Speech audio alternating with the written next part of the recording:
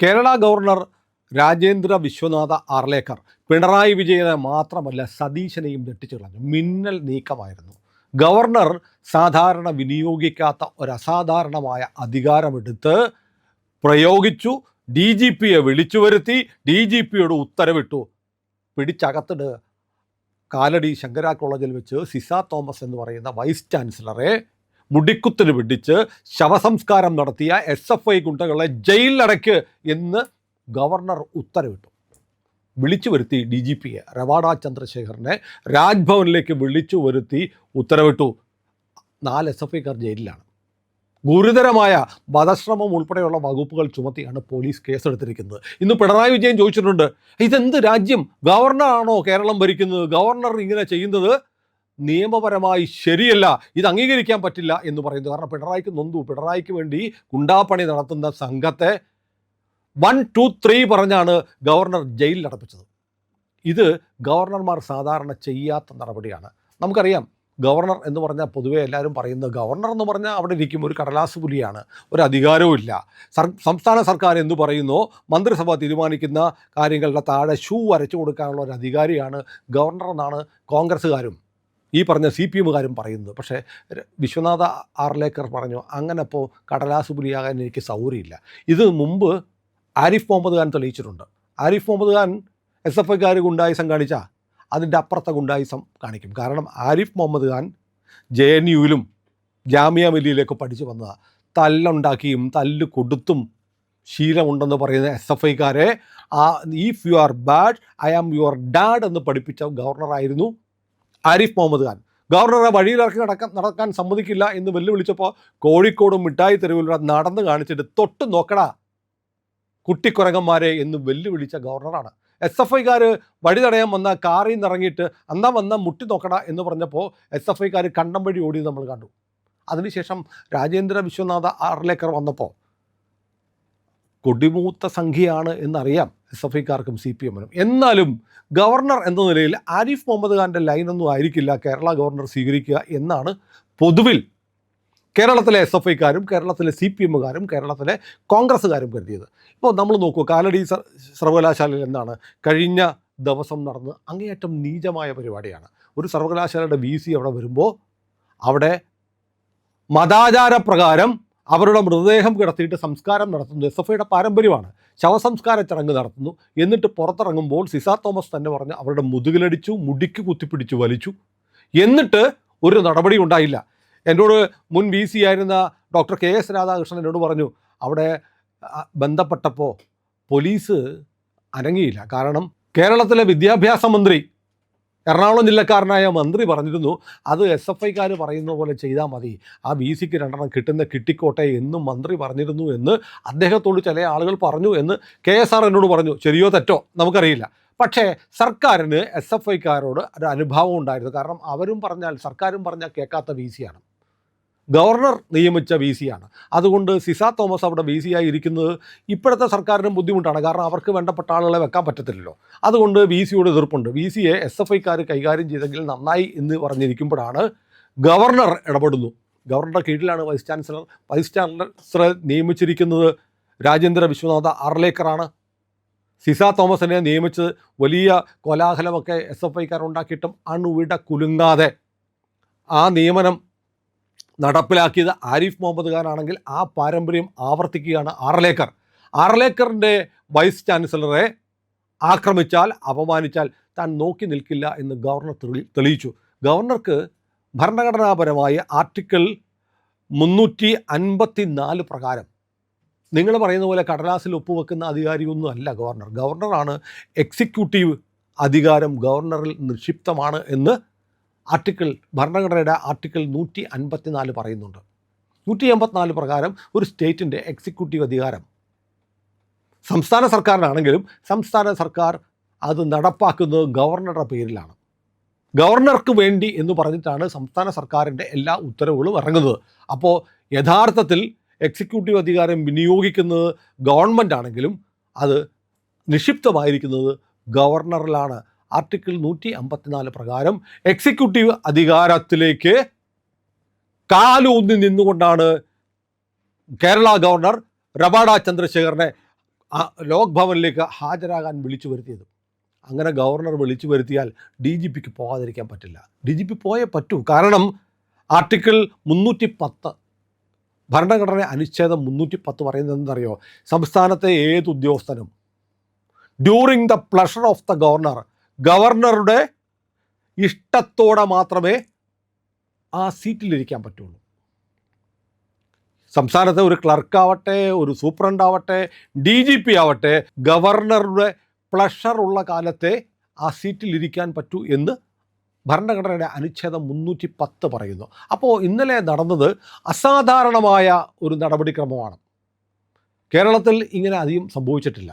ഭരണഘടനയുടെ 2 അനുച്ഛേദങ്ങളെടുത്ത് ആർട്ടിക്കിൾ 154 310 പ്രകാരമുള്ള തൻ്റെ അധികാരങ്ങൾ ഗവർണർ വിനിയോഗിച്ചിരിക്കുന്നു. ഡി ജി പിയുടെ വരാൻ പറഞ്ഞു. മാത്രമല്ല നടപടിയെടുക്കുമെന്ന് ആവശ്യപ്പെട്ടു. ഉടനടി നടപടി ഉണ്ടായി. കേരള സർക്കാരിൻ്റെ താല്പര്യങ്ങൾ എന്താണെങ്കിലും അത് മാറ്റിവെച്ച് SFIക്കാരെ അറസ്റ്റ് ചെയ്തു, കടുത്ത വകുപ്പുകൾ ചുമത്തി ജയിലിലടച്ചു. ഇനിയിപ്പോൾ ജാമ്യം കിട്ടി പുറത്തു വരാൻ ഇച്ചിരി വിഷമിക്കും. അപ്പോൾ ഗവർണർ തീരുമാനിച്ചങ്ങോട്ട് ഇറങ്ങിയാൽ അനുഭവിക്കണം, അനുഭവിച്ചേ പറ്റൂ എന്ന് ഒരിക്കൽ കൂടി കേരളം തെളിയിച്ചിരിക്കുന്നു. കേരളത്തിൻ്റെ ഗവർണർ തെളിയിച്ചിരിക്കുന്നു. കേരള ഗവർണർ രാജേന്ദ്ര വിശ്വനാഥ ആർലേക്കർ അദ്ദേഹം വളരെ സൗമ്യനായി സംസാരിക്കുന്ന, സരസനായി ഇടപെടുന്ന ഒരു മനുഷ്യനാണ്. അദ്ദേഹത്തെക്കുറിച്ചൊരു കഥയുണ്ട്. അദ്ദേഹം അടിയന്തരാവസ്ഥ വിരുദ്ധ പോരാട്ടത്തിൽ പങ്കെടുത്ത് ജയിലിൽ പോയി വീട്ടുകാരെ ഒന്നും അറിയിച്ചിട്ടില്ല. അങ്ങനെ അദ്ദേഹം ജയിലിൽ നിന്ന് ഉച്ചയ്ക്ക് ജയിലിൽ ഭക്ഷണം കഴിക്കാൻ ക്യൂവിൽ നിൽക്കുക. ക്യൂ അങ്ങ് അറ്റത്ത് ചെല്ലുമ്പോഴത്തേക്ക് ആ ക്യൂവിൻ്റെ അങ്ങേ തലക്കൽ നിൽക്കുന്നു അദ്ദേഹത്തിൻ്റെ അച്ഛനെ പോലീസ് അടിയന്തരാവസ്ഥ വിരുദ്ധ പ്രക്ഷോഭത്തിൽ പങ്കെടുത്ത് അറസ്റ്റ് ചെയ്തു എന്നുള്ള കാര്യം അച്ഛൻ വീട്ടുകാരോട് പറഞ്ഞിരുന്നില്ല.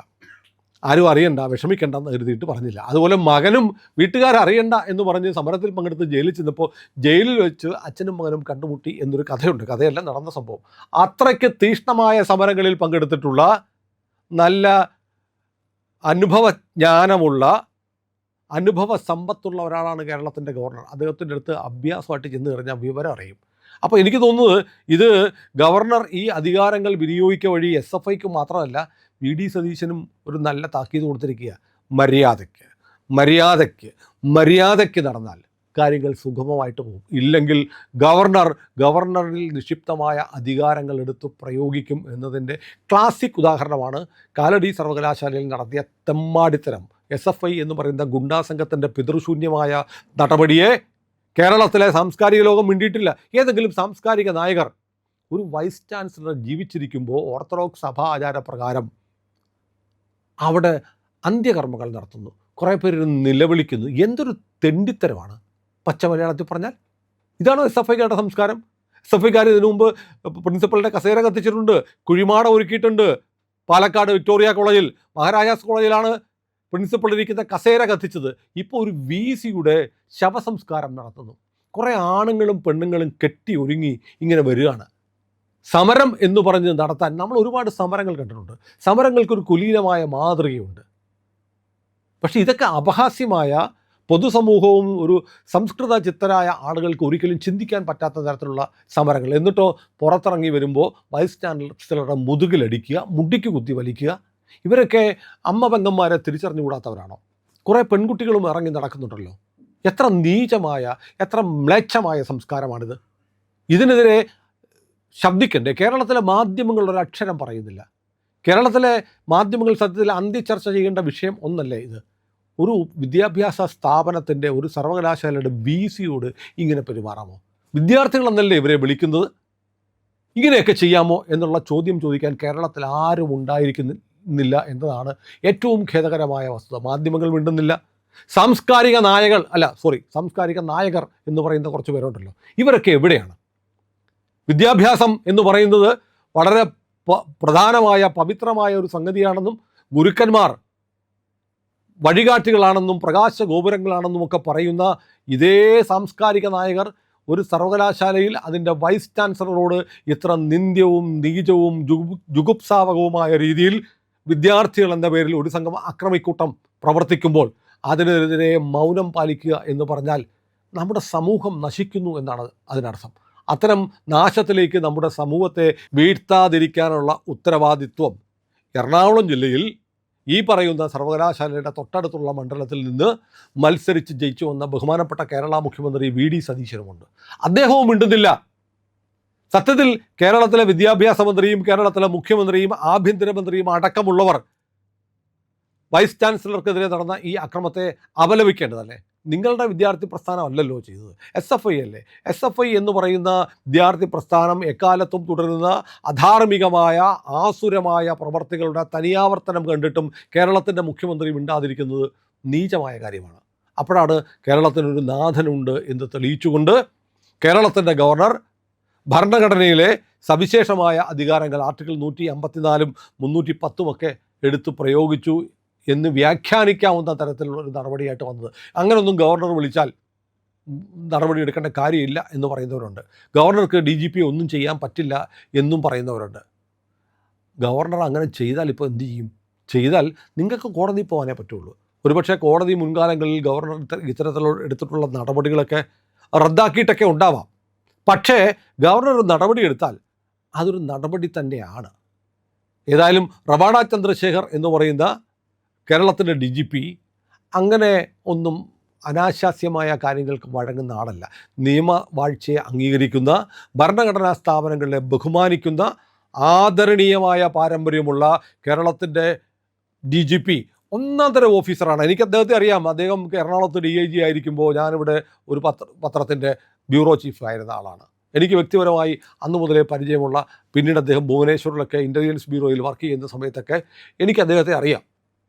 അദ്ദേഹം വളരെ മാന്യമായി പ്രവർത്തിക്കുന്ന, വളരെ കുലീനനായ, സങ്കുചിതമായ രാഷ്ട്രീയ താല്പര്യങ്ങൾക്ക് വശംവദനാവാതെ നിഷ്പക്ഷനായി പ്രവർത്തിക്കുന്ന ഒരു പോലീസ് ഓഫീസറാണ്. അതുകൊണ്ടാണ് ഗവർണർ വിളിച്ചു പറയുമ്പോൾ അതിൻ്റെ ഗൗരവത്തിൽ ഈ സ്റ്റേറ്റിൻ്റെ ഭരണഘടനാ തലവനാണ് ഗവർണർ എന്നതും മനസ്സിലാക്കി ഉടനടി നടപടിയെടുക്കാൻ റവാഡ ചന്ദ്രശേഖർ തയ്യാറായത്.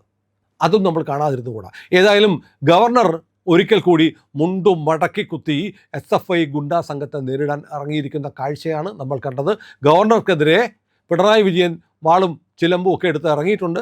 ഇനി രാജേന്ദ്ര വിശ്വനാഥ ആർലേക്കറെ വഴിയിൽ തടയാനാണ് SFIയുടെ തീരുമാനമെങ്കിൽ കണ്ടല്ല കൊണ്ടറിയും SFIക്കാർ. പ്രിയമുള്ളവരെ, ഏറ്റവും പുതിയ വാർത്തകളും വിശകലനങ്ങളുമായിട്ട് ഇന്ത്യ ലൈവ് നിങ്ങൾക്ക് മുന്നിലുണ്ട്. നമ്മുടെ ചാനൽ ഇനിയും സബ്സ്ക്രൈബ് ചെയ്യാത്ത പ്രിയപ്പെട്ട പ്രേക്ഷകർ ഇന്ന് തന്നെ ചെയ്യണേ.